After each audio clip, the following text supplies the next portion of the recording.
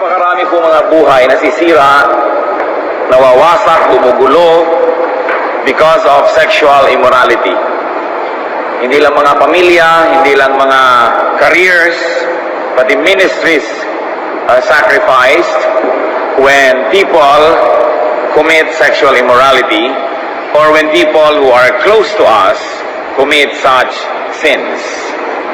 Many people who otherwise should have been having good and peaceful lives get into terrible and troublesome lives. Why and what does the Bible teach about the subject?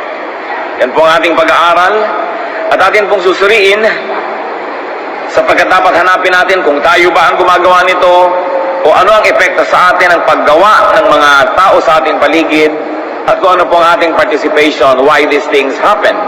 Maybe we are active participants, maybe we are just passive audiences, and in all cases, we are still responsible. The whats and whys of sexual immorality. Our Father, our God in heaven, we pray that you may enlighten us. Teach us your good and perfect ways. Enlighten us, O God, and let the Holy Spirit lead us unto greater knowledge of you and unto greater wisdom by which we may apply your word into our daily lives. Nawa kayo po ang maging tagapagsalita namin, Panginoon. Palayain niyo po kami sa mga pahirap na idinudulot ng masasama at makasalanang pamamaraan ng pamumuhay. At nawa, Panginoon, ang aming pagbubulay-bulay maging daan upang lalo naming madakila ang iyong pangalan, mapaayos ang aming buhay at buhay ng mga malapit na mga tao sa amin. Lead us, teach us, protect us from lies. Protect us even from harm that may come from malicious people and evil spirits. Give us your peace, your wisdom, your knowledge. Walk in our midst, O God. Let your face shine before us. Teach us, lead us. Use your servant as your instrument, but be our speaker. In the name of Jesus, we pray to you, Father in heaven. Amen. Ang mga pasikot-sikot, the whats and the whys of sexual immorality. First of all, let us make a big review of what the Bible teaches about sexual immorality. Exodus 20 verse 14, you shall not commit adultery. So yan pong unang tinuturo, do not commit adultery. What is adultery? A sexual relationship between a man and a woman with one or both of them married to another person. In other words, in this lesson, what's happening? One is being cheated because one of the partners or both of them may be married to another person outside of this partnership being made. Of course, many people would like to even fine-tune that, and they call other forms of sexual immorality as fornication, that which is committed by people who are neither married to anyone else outside of their union. In other words, iba't ibang pananaw pero ganun din ang kahulugan. Sexual immorality, sexual union committed by people who are not married to each other. Whether they are both single or one or two of them are married to someone else. How about multiple marriages, you might say? E di pakasalan na lang lahat, solved na, kasal na kayo. In fact, may isa pagang lumapit sa akin noon, and in all seriousness was seeking my permission. So kung hindi ako ang Diyos, bakit ka sa akin nagpapaalam? Para daw mawala na yung kasalanan, pakasalan na lang niya lahat. Genesis 2:24, for this reason, a man will leave his father and mother and be united to his wife, and they will become one flesh. So pag one na kayo ng asawa mo, paano pa may sasali uli at makikiwan na naman siya doon? In that context, it is obvious that the original intention of God was that one man, one woman constitutes a marriage. So silang dalawa lang. 1 Timothy 3:2, now the overseer must be above reproach, the husband of but one wife. This is one requirement of those who are going to be leaders in the church. The requirement doesn't mean that it is only expected of those who are leaders, but because leaders are to be models for everyone else, then this is what everyone else should actually be having in their lives. Just one wife, or in the case of women, one husband. And do not think adultery or do not think adulterous thoughts. Kanina sabi natin, do not commit adultery. Ngayon naman, just do not think. Do not think adultery, do not think adulterous thoughts. Matthew 5:27 to 28, Jesus speaking here, you have heard that it was said, do not commit adultery. But I tell you that anyone who looks at a woman lustfully has already committed adultery with her in his heart. Obviously, the audience being addressed by the Lord here were men. That's why ang ginawa niyang object of adulterous thoughts were women. But this can of course be reversed. And if you're talking to women, you might say, anyone who looks at a man lustfully has already committed adultery with her in his heart. Lalo naman kung a man looking at another man and then thinking of sexual relationship, lalo na nagkagulo-gulo at nagkahalo-halo ang balat sa pinalupan. Ano po ang malinaw dito? Pag tumingin ka sa isang tao, ano man yung gender niya, pinagdanasaan mo siya at ang tingin mo lang sa kanya isang sex object, a piece of meat, you commit adultery in your heart. By that standard, brothers and sisters, how many of us will be labeled adulterers by Jesus? Because it is Jesus who says this. Sabi niya, noon babasa niyo, kontento na kayo na sinasabing huwag kang makikiapid. Sinasabi ko sa inyo, pag nasaan mo pa lang ang kapwa mo, nakikiapid ka na sa iyong puso, sa espiritu. What else does the Bible teach about this subject? Do not sexually take advantage of weak persons. Huwag pagsasamantalahan ang mahihina. Of course, physically, yung mas mahina, kaya that's why most women get raped than men. But there are also men who get raped. Hindi pagsasamantala yon sa mahina. Yung kahinaan na yan may be physical, it may be spiritual. Most of the time, it is emotional or psychological. It can also be economic or financial weakness that people are able to take advantage of others. Very especially, the Bible teaches that there should be no advances made against widows. Yung mga widows, kadalasan yan ang tampulan ng panunukso dahil alam nila na baka malungkot, hindi naman lahat ng widow malungkot, baka nangungulila, baka ganito, baka ganyan. Mark 12:40, talking about religious leaders who abuse their possessions. They devour widows' houses and for a show make lengthy prayers. Such men will be punished most severely. At hindi po bago yan, we keep hearing about such horror stories of religious leaders going to houses of even married women and committing adultery while pretending to be doing long prayers. That's why even in our church, we discourage men from visiting women even in the guise of visitation or prayer. Must always be group, or there are people with those who are visiting, and you don't visit a person alone in her house or in his house.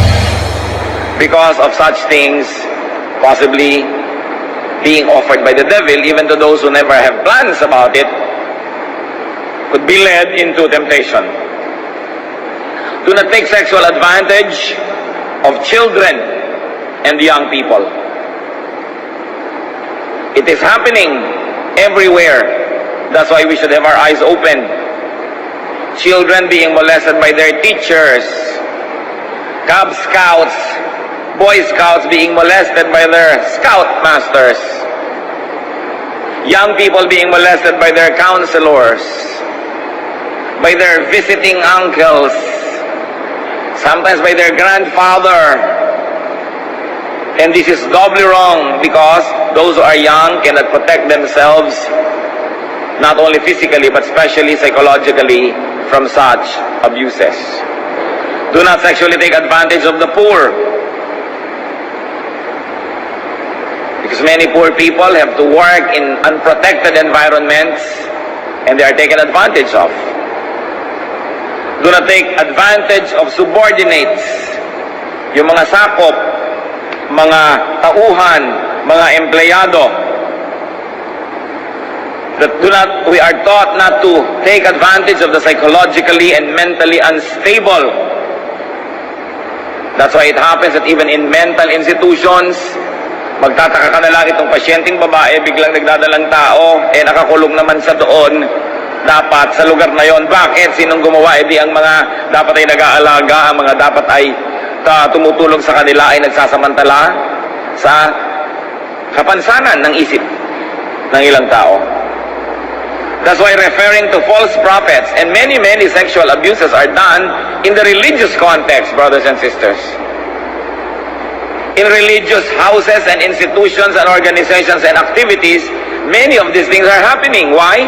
Because many people who go to the retreat, who go to the camp, who go to prayer, who want to be counseled or who want to be prayed for, are actually weakened people. Usually they have a problem with their husband or with their spouse. They have a psychological need or they are needy of attention and care. And it is so easy for counselors to be tempted to provide such fatherly affection. That's why nire-require natin na pag may mga counseling, glass ang mga doors, glass ang mga windows, even our counseling rooms here, so that passers-by will be able to see what's happening inside. And we require married people to come with their spouses when they ask for counseling. At pati ang inyong lingkod, umiiwas ako mag-counsel when I sense na may iba namang agenda ang counseling. Pastor, tapos ang lakit-lakit ng mata, pwede po ba magpa-counsel? Ganyan-ganyan ang mga kulot. Magpa-counsel ka dyan sa lelang mo. Kasi yung counseling na yan, yung pwede po ba magpa-pray? Kung minsan hindi naman ikaw na counselor ang may balak na gumawa ng masama.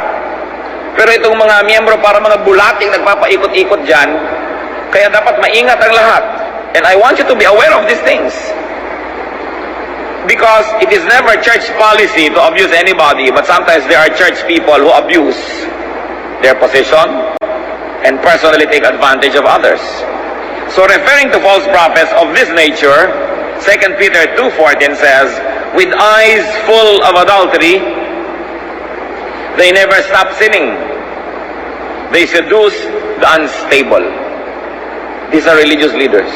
Paano nagtitiwala tayo? At paano po nangyayari yan? Because many people who have psychological problems are at that moment psychologically weak. Therefore, they get magnetized to people they think are strong. Kaya laman nagkakaroon ng ganitong uri ng approach. 1 Timothy 4:6, and that in this matter, no one should wrong his brother or take advantage of him. Kaingat na ingat po tayo lalo sa mga policy ng mga ganyang mga counseling, mga visitations. The Bible teaches us to treat people in purity, especially if they're needy. 1 Timothy 5:1-2, treat younger men as brothers, older women as mothers, and younger women as sisters with absolute purity. Kung minsan akala mo ang yung mga young people ay nag-overnight prayer, sabi nyo, mag-pray na lang kayo isang oras. Anong overnight pa? Ang haba-haba. Maring pwedeng magkaroon ng mga milagro. Yung mga sobrang lalong ginagabi, nagiging mga close masyado, nagkakaroon ng opportunity. Na wala namang balak nung umpisa, pero nung nadarang ay nagsiklab at kumudlog at kumidlat sa tanghaling tapat. Ganyan ang nangyayari pag ang mga tao ay hindi nag-ingat.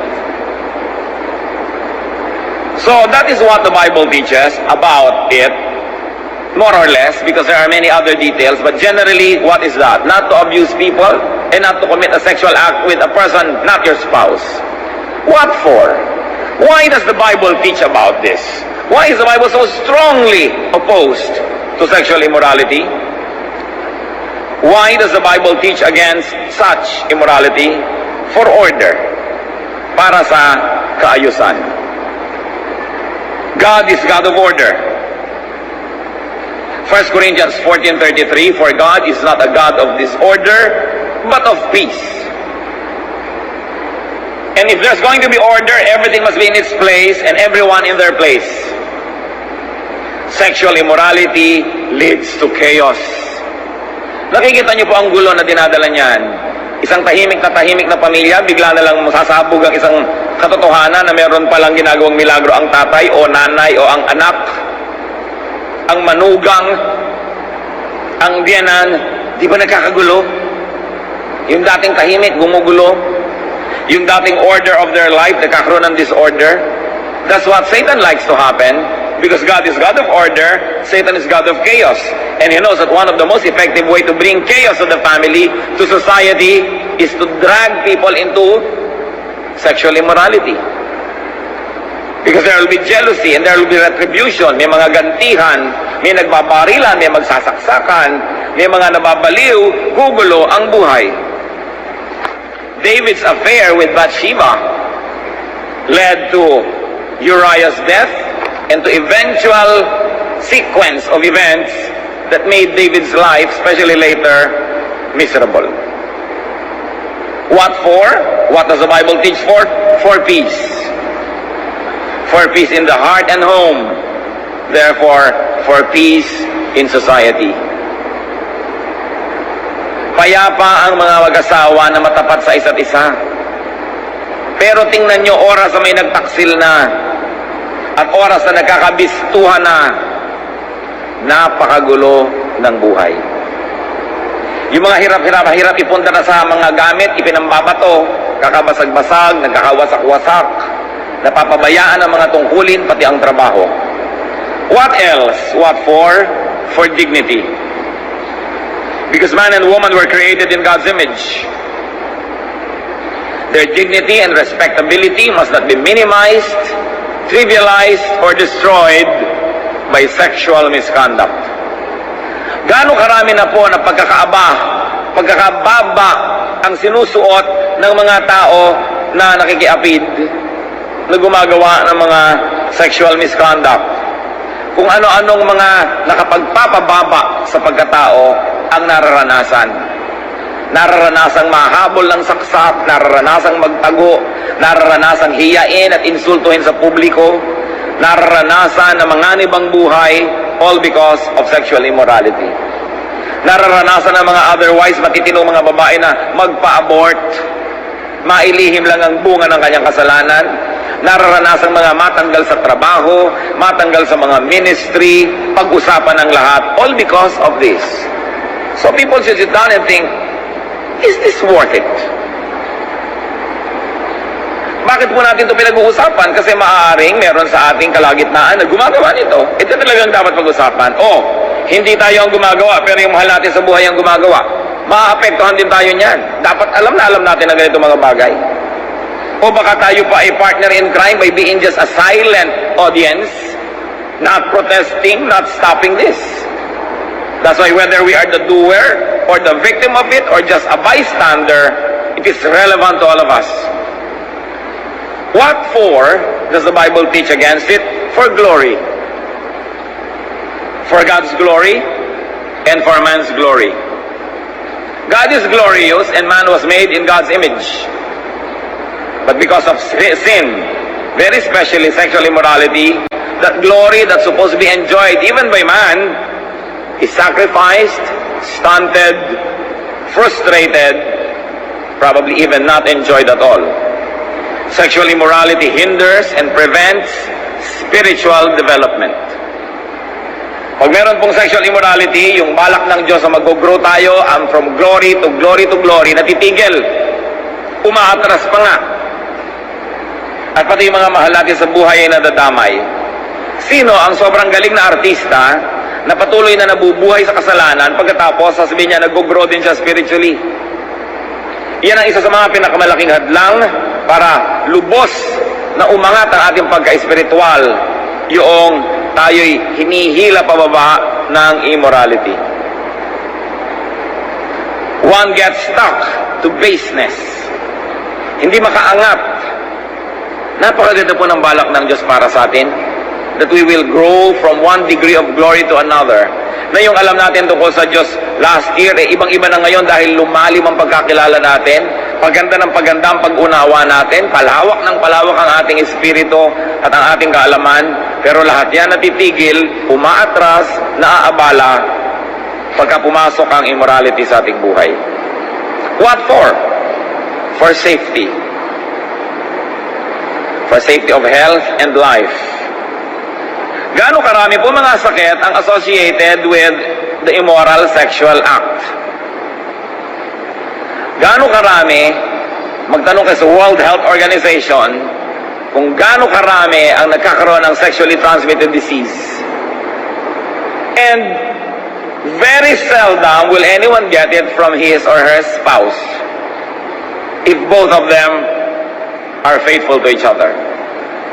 Ang nakakalungkot ko minsan ang faithful mo sa spouse mo, siya pala hindi. Tapos may uwi-uwi sa iyong sakit. Dinadamay ka rin, nadamay anak mo, nadamay na naman kayong lahat. Kaya ito ay usapin nating lahat. Sapagkat pwedeng hindi tayo madadamay kahit iba ang gumagawa. Kaya kailangan tayo nagbabantay, nagtuturo, at patuloy na nananalangin, lumalapit sa Panginoon nang hindi tayo masira ni Satanas sa pamamagitan ng ganitong immoralidad. Ang dami-daming sakit. Tapos dahil ikinahihiya pa yung sakit na ito, hindi mo maipagamot, pati pagpapagamot, lihim, iba pangalan, kung saan-saan malalayong klinika pupunta, nai-infect tuloy, sari-sari. Kaya indignities. Whenever people are confronted or tempted to commit sexual immorality, we should ask this kind of questions. Will this thought or act destroy order? Masisira ba ang kaayusan ng buhay ko at ang aking pamilya? Will it destroy peace? Na sa halip na isa lang ang laman ng isip ko, nagdadalawang loob tuloy ako. Sa halip na isa lang ang idini-dinner ko pag Valentine's Day, meron tuloy pang bisperas, may pang AM, PM, at merong post-Valentine. Kaya na-invento pa yung post-Valentine, meron pang post-Valentine. Nakahati ba ang aking Noche Buena? Gumugulo. Hindi ka pwedeng maging tahimik nang marami kang kapartner sa buhay. Will it destroy human dignity? Bababa yung esteem ng mga tao sa akin, sa aking kapartner, sa aking kamag-anak, etc., etc.? And will it destroy my sense of safety? Will I be endangered? Kaya nakikita nyo kung minsan merong binarel ni ganon, yun pala ang bumarel, asawa nung kasama niya. Kasi bakit sila ang magkasama, iba pala yung asawa nung kasama niya. Nababaril tuloy. Bakit nga hindi mangyayari? Itatanong din natin, will this thought or act steal from A or from the rightful party? Okay. Andito ang isang tao, meron akong pwedeng gawin sa kanya, sexually speaking, pero may mga nanakawan ba? Kung ito may asawa, nanakawan ko kanyang asawa at anak o mga anak, dahil pwedeng magulo ko sila eh. Kung ito'y single, sinong nanakawan ko? Ang mga magulang nito. Nagpalaki, nag-aruga at hanggang ngayon patuloy na nag-aalaga.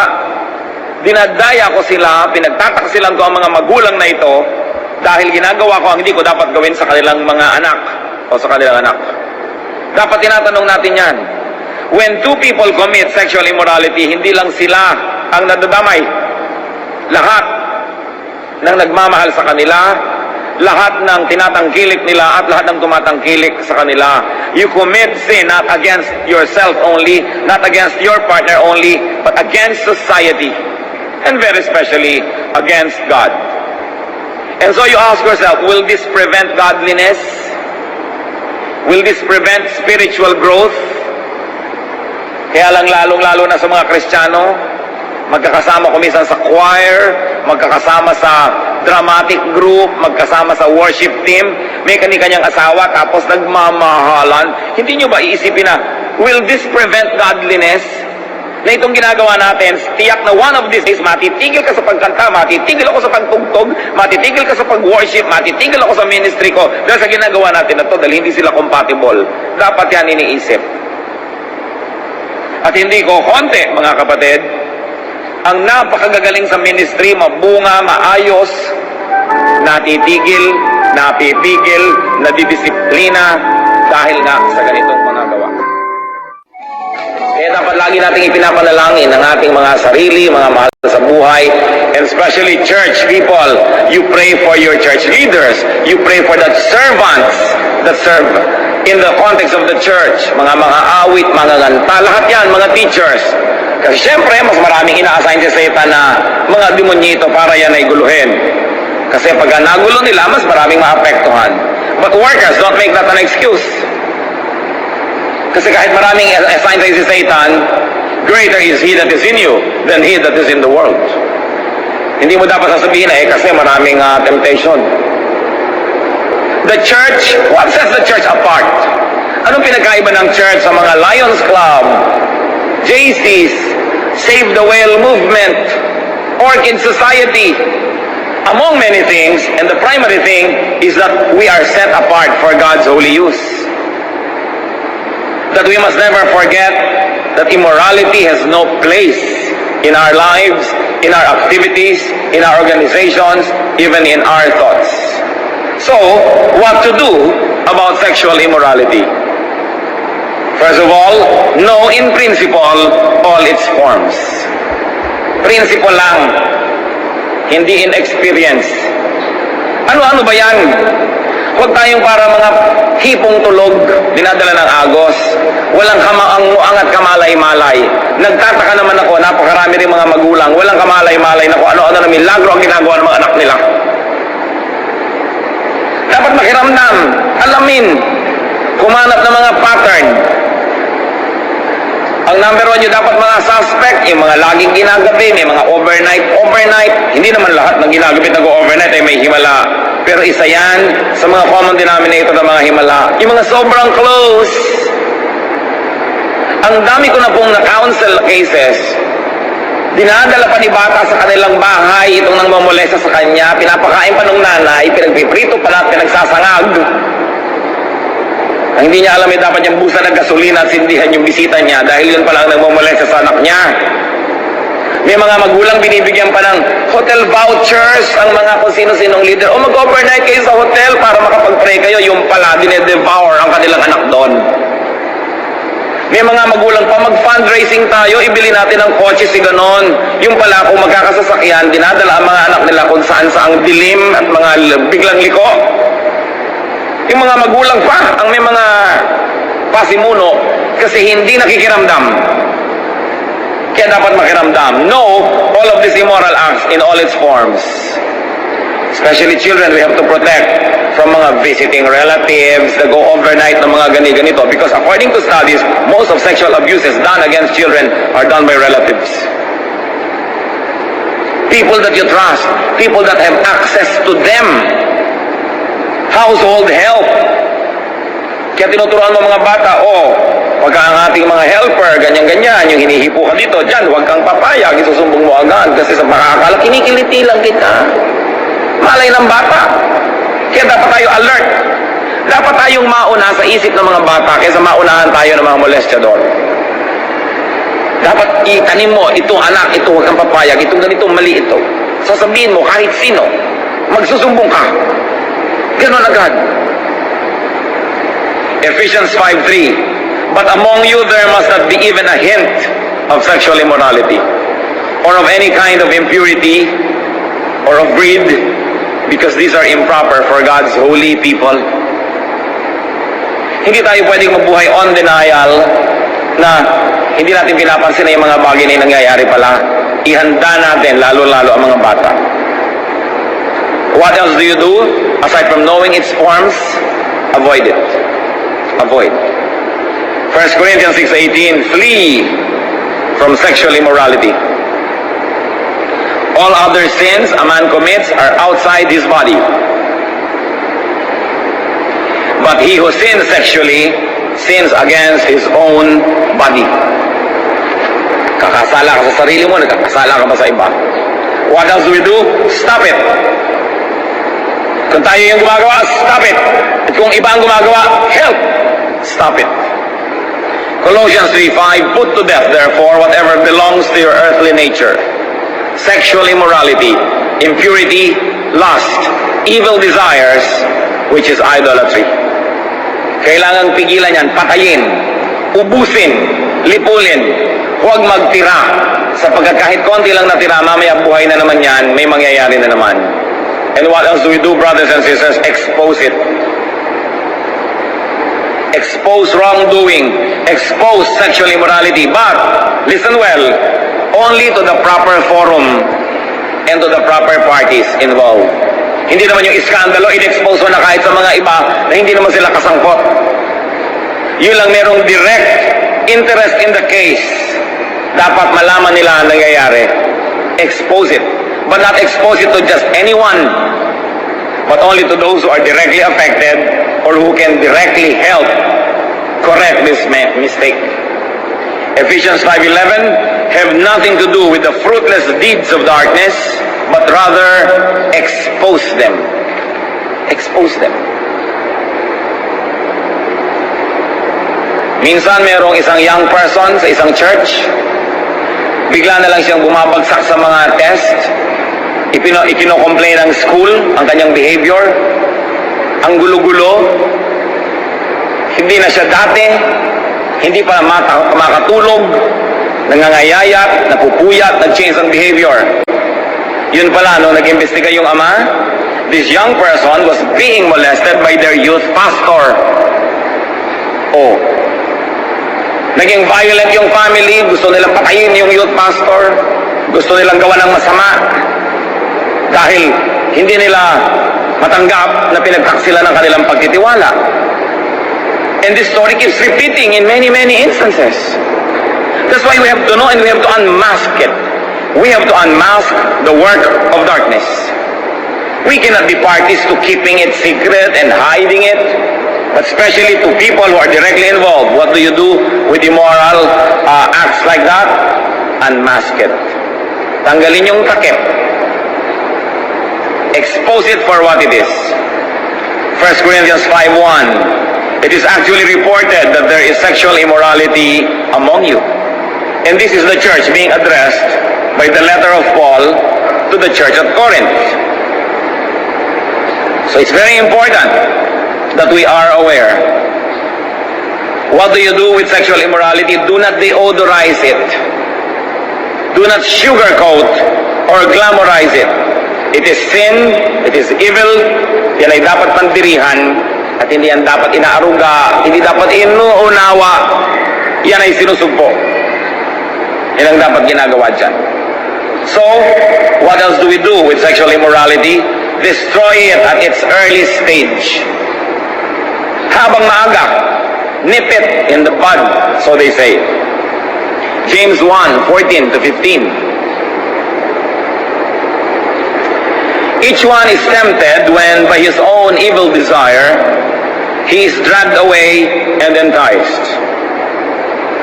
Then after desire has conceived, it gives birth to sin. And sin, when it is full grown, gives birth to death. So ano doon nangyayari? Nag-uumpisa lang yan ng maliit na desire. Pero pagka pinagbigyan mo at pinakinggan, magkakaroon na ng kasalanan. At ang kasalanang ginawa ng lubos, pinaulit-ulit. Anong dadalhin yan? Kamatayan. Kaya maaga pa lang sinusumpo yan. Hindi inaalagaan yan. Hindi inuunawa. It must be crushed underfoot like a poisonous scorpion because it is a poisonous scorpion. So what do we do? Especially if we are the ones struggling with immoral thoughts, then change thoughts. Change thought patterns. Romans 12 verse 2. Do not conform any longer to the pattern of this world, but be transformed by the renewing of your mind. Baguhin ang pag-iisip. At syempre, makakatulong naman kung tayo magkikilos ng maayos, mananamit ng maayos, para hindi naman yung taong walang iniisip na kalaswaan, nung nakita tayo, biglang nagkalaswa ang kanyang isip. Dahil sa itsura natin. Kaya kung minsan merong sobra naman mga sexing babae, ko, kapatid, maawa ka naman sa mga lalaking madadaanan mo. Mahabag ka. Dahil yung tahimik na tahimik nilang buhay, biglang maliligalig dahil lang dumaan ka. at gumuguhit ang pabango mo na parang jet, nandong ka na, nasusundan ka pa. Sa paggalaw-galaw ng buhok mo, tinamaan na yung mga pisngi ng nadaanan mo, tapos magtataka kung bigla ka dyang ni-rape. Even men, women, but all of us have responsibilities. Kaya pag nagdadamit tayo mga kapatid, sabi nyo, am I dressing responsibly? Iniiwas ko ba sa tukso ang mga tao o tinutukso-tukso ko? Bakit mo nga hindi tutukso-tukso? Ay naka-close leg pa pero may peekaboo. Butas pa sa gitna yung damit, may slit hanggang bewang, ang neckline hanggang pusod. So hindi naman tatahimik ang taong makakakita sa iyo, magbabalisa. Kaya sa awa mo na lang, lalo yung sobrang gaganda, maawa naman kayo. Maawa sa kapwa, takpan ninyo ang inyong kagandahan. Kaya siguro nga may wisdom yung ginagawa ko minsan ng mga Muslim countries, sinusuklaban na lang ng itim na kortina ang mga kababaihan. Dahil kahit wala naman na sa isip mo, biglang dumaan, maiisip mo tuloy. Mga kapatid, lahat tayo may pananagutan. Dress responsibly, that you will not become the stumbling block and you will not be cause of sin to other people. And what else do we do about sexual immorality? Discourage its practice. 1 Thessalonians 4:3-5. It is God's will that you should be sanctified, that you should avoid sexual immorality, that each of you should learn to control his own body in a way that is holy and honorable, not in passionate lust, just like the heathen who do not know God. So, we discourage its practice by words, by teaching, and by safeguards. Mga nanay, be sensitive about the safety of your daughters. Do not just trust even just any male relative dahil napakaraming nagiging ganyan ng mga abuses. At saka kung yung mga anak ninyo gustong ilabas ang pusod, may hikaw pa yung pusod, tanongin mo, perdible, gusto mong perdiblihan ko yung pusod mo? Gusto mong tusukin ko ng abrelata yung pusod mo para makumpleto na ang kaartehan mo? Dapat hindi nakikita sa mga Christian young people yung mga labas-labas na pusod, labas-labas na likod. Marami kasi mga nanay, mga konsentidora, hinahayaan nila yung mga anak nila. Sampilungin nyo lang minsan yan at isang magkabilang bigwas ang ibigay nyo pag hindi tumino yung mga yan eh. Total, walang 911 sa Pilipinas.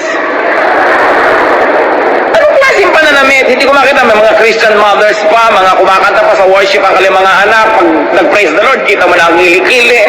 Pag yumuko, nakita mo na ang kaluluwa. Pag umangat ng kote, nakita mo ang pusod. Christian daw. Mga konsentidorang magulang, nagiging dahilan din, napapahamak ang kanilang mga anak. We should dress properly. Ngayon, kung nagkataong ganyan na ang suot nyo ngayon, excuse mo na ngayon, next week. Kasi baka hindi na kayo tumayo tuloy dyan. Next week na lang, excuse muna.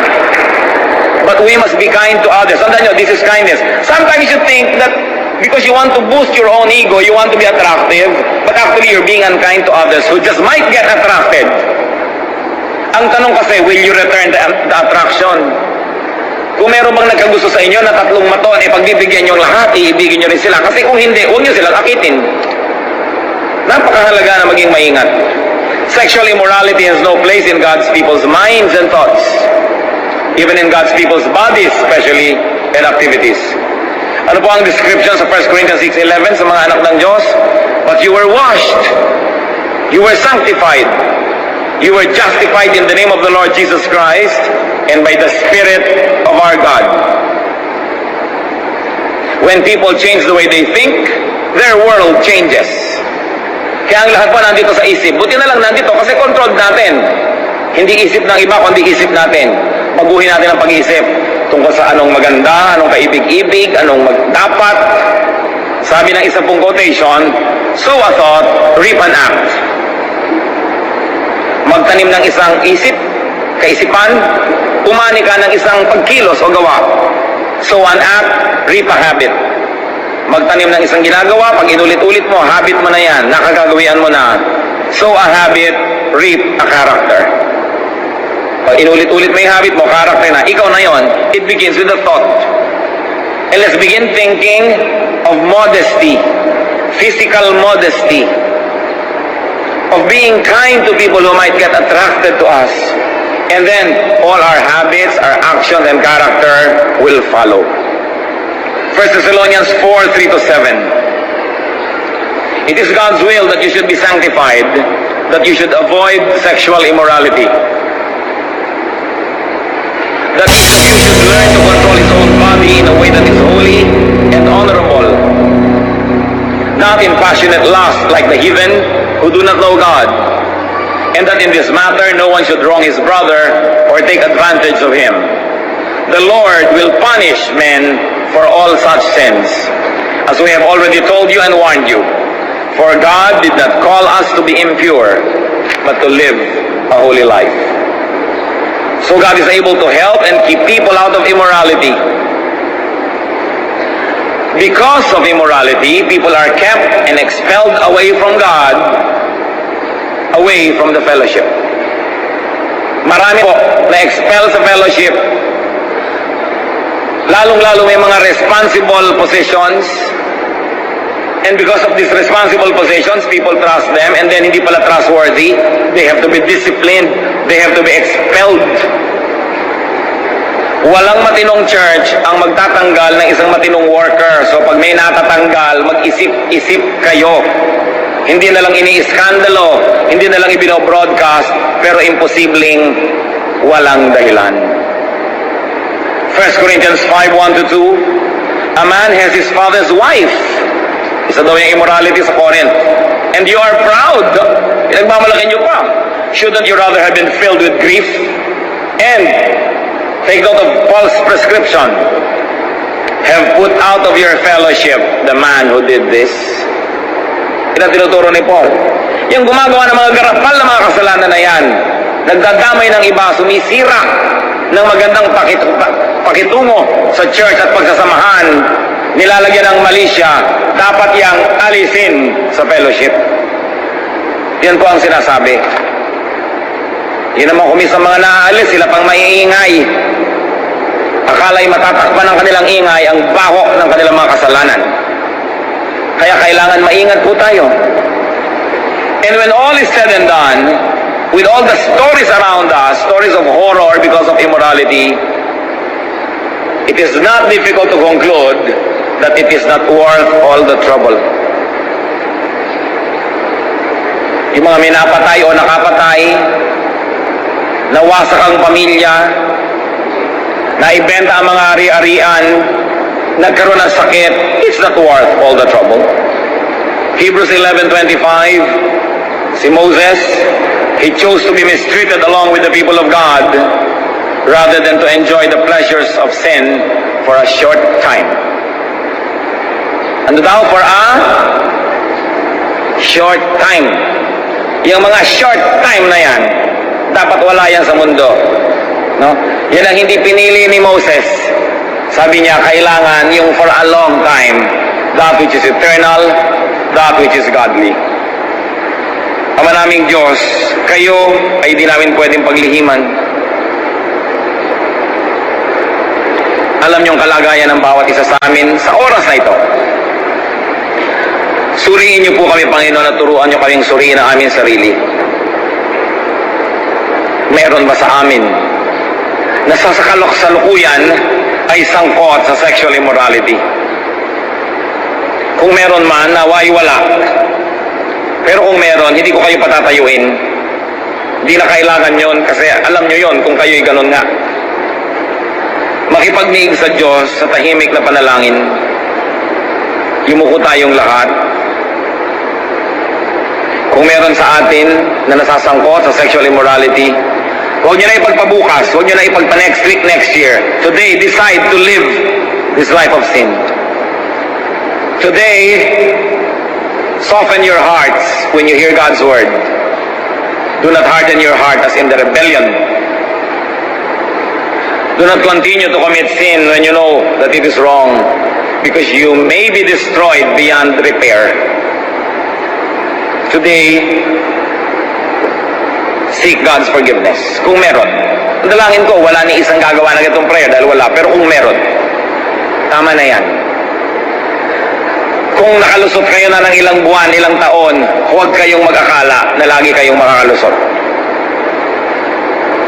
Lalong-lalo't hindi pa kayo nadadamage ng gusto, magpakatino kayo. Bitawan yan ngayon agad bago kayo madamage. At sa mga na-damage na, huwag nyo nang dagdagan ng damage. Tama na yan.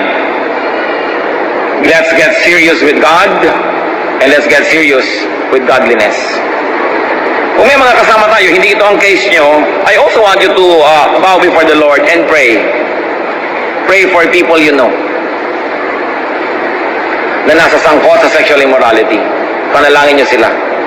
Kung sila'y narito, magkapalagayang loob kayo, alam nyo yon, o mag-asawa kayo, alam nyo ang istorya ng bawat isa, ipanalangin nyo.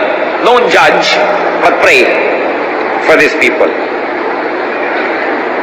Kung kayo naman po ay victim, meron kayong mahal sa buhay, magulang, asawa, whatever, kapatid, na nasa sangkot dito, pati kayo nagdurusa, manalangin. Humingi sa Diyos ng lakas at kakayahan so that you can become part of the solution. But all of us should cooperate and put these things to a screeching halt. We should stop immorality in our lives, whether caused by us or by others. But of course, if it's others causing that, the most we can do is to pray, to counsel when they are soliciting our advice, at huwag tayong mangonsinti. Lalo mga magulang, huwag niyong kukonsintihin ang mga anak niyo na gumagawa ng mali. Ituwid sila. Kahit sila pa'y kumikita, kahit sila'y nagbibigay, it doesn't entitle them to change the moral rules of God. Bilang magulang, meron kayong right magsabi sa mga anak niyo, anak, kahit nagbibigay ka, kahit sinusuportahan mo kami, hindi kami sangayon sa ginagawa mo sa buhay. Huwag kayong mawawala ng tinig dahil lang kayo nabibigyan. Dahil ang tunay na pinanggagalingan ng lahat ay Diyos. Sa Diyos nagmumula ang lahat. Nagiging taga-abot lang ang mga tao. And if they are corrupt, if they are immoral, as people of God, you should correct them as well. Don't be beholden to anybody just because they give you something. Heavenly Father, move in our midst. Purify our hearts, purify our families, purify our homes. Very especially, we ask you, Lord, to purify our church. Expose works of evil and sexual immorality so that they may be corrected, O God. Teach us to stand up for what is right. Ituro mo sa amin, Panginoon, manindigan, gawin ang tama, no matter how painful. Gawin namin ang tama. Hindi maaari kaming mamuhay ng dalawa ang Diyos. We cannot live double lives. We committed our life to you, O God, and we like to continue to make only one God in our lives, and that is you, God of morality, God of holiness, God of purity. Teach us to correct errors in our midst, especially if such errors are in our hearts. At kung may mga tao dito, Panginoon, naging victim ng sexual abuse, dalangin namin, Panginoon, dagdagan mo po ang grasya para sa kanila, that they may be able to be restored by your grace, that they can recover from this sad incident or situation, and that all the rest of their remaining days on earth, you will be their guardian and their Savior, and that you will fill their lives, O God, with many beautiful things. Kung may mga kasama kami, Lord, na pwedeng naging guilty or still guilty of abusing others, let your Spirit convict us so that we may leave this hall changed in our hearts, and therefore our words, our thoughts, our activities, our habits, and our character will change. Move mightily, O God. Let your Spirit move among us and do what needs to be done to each one of us. Mga kapatid, manahimik tayo sa presensya ng Diyos. Tanggapin natin sa Kanya kung anong dapat nating tanggapin. Kung kailangan tayong tumanggap ng pagtutuwid, tanggapin yan. Kung kailangan tayong tumanggap ng comfort, pagpapatawad, tanggapin yan. Alone with God, let the God of our fathers, the God of Moses, the God who created heaven and earth, fill us with His presence so we may be corrected or comforted. Be alone with God and decide to wage war against sexual immorality.